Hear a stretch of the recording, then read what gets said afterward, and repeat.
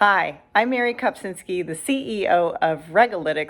Welcome to this week's Regulatory Roundup. This week, there were 844 alerts from 140 unique regulators, another record, but that's because we're adding new agencies every week. 334 had to do with coronavirus. The topic of the week, return to normal. 22 of the 50 state governors issued press releases about what their views will be relative to reopening the economy, which leads to our regulator of the week, Texas. Don't mess with Texas because they're reopening the state. After announcing that the Texas National Guard will be mobilizing more than 1,200 personnel as part of COVID-19 mobile testing teams, the governor issued an executive order establishing a strike force, their words not mine, to reopen Texas. Certain social distancing measures will still apply. New hospital capacity rules will apply. Certain businesses will be able to open using a retail to-go model. Certain restrictions on surgeries have been loosened, but schools will remain closed for the rest of the academic year. The Texas State Securities Board put in 2 emergency cease and desist orders this week, one for a Forex trader with a profit-off coronavirus investment pitch that the board found to be toxic. The other was an oil man who was promising profits even though there has been a sharp decline in oil prices. So don't mess with Texas investors.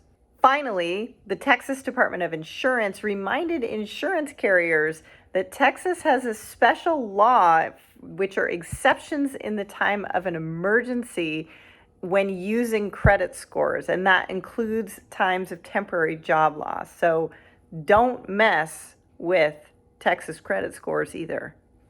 For those of you following cannabis, the Illinois Department of Financial and Professional Regulation has announced that it has awarded its 5th secondary site adult cannabis use license.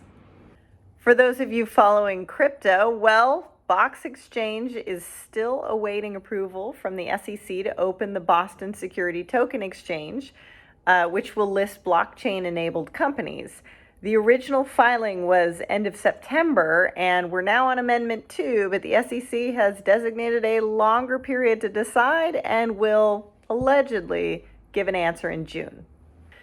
The CFTC filed a complaint against FinTech Investment Group and CompCoin for fraudulently soliciting more than $1.6 million from their customers in connection with a off-exchange foreign currency Forex scheme.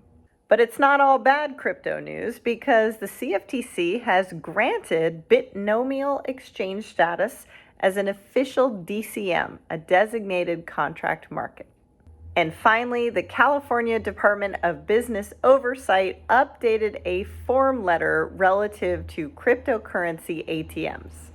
For those of you following cyber, the National Institute of Standards and Technology is requesting nominations for members to serve on all of its federal advisory committees, which includes the Information Security and Privacy Advisory Board. And since we're on NIST, the Visiting Committee on Advanced Technology will be meeting on June 9th and 10th to cover topics such as technology transfer, AI, cybersecurity and privacy, quantum science, and advanced communications. South Carolina was the first state to incorporate the NAIC insurance data security model into its own law back in 2018. Well, the final deadline having to do with third-party service providers that maintain data on behalf of insurance companies will go into effect this June. For those of you following LIBOR, ARRC announced its key objectives for 2020, and they are holding in line with the UK Financial Conduct Authority's March statement, which reiterated that the last date of publication for LIBOR has not changed, and we should continue to prepare for the end.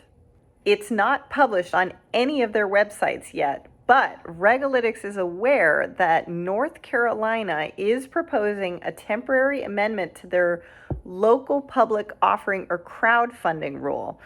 You need to send in your comments by May 18th, but until they post it, no one actually knows what the rule changes are yet. For those of you following AML, KYC, or the Bank Secrecy Act, the FFIEC updated its official manual for Bank Secrecy Act and anti-money laundering exams. Also, New York State Department of Financial Services busted the Industrial Bank of Korea with a $35 million fine for violations of the New York anti-money laundering and record-keeping laws. For those of you tracking the deregulation of in-person requirements, 5 agencies this week issued rule changes that free up businesses to interact and transact without in-person requirements. That includes New York, Pennsylvania, Tennessee, the SEC, and ICE Clear Credit. For those of you following the consolidated audit trail, the SEC is allowing a phased CAT timeline with conditional exemptions for impacts of COVID-19. And to close out a few last bits of regulatory news, the FTC issued more warning letters to companies falsely claiming coronavirus solutions. The SEC delisted 6 companies for potentially false COVID claims.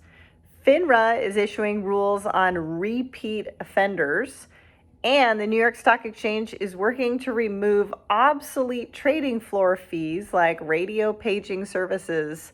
And as for the states, there are way too many to cover here, so subscribe to Regulator and find out what you're missing.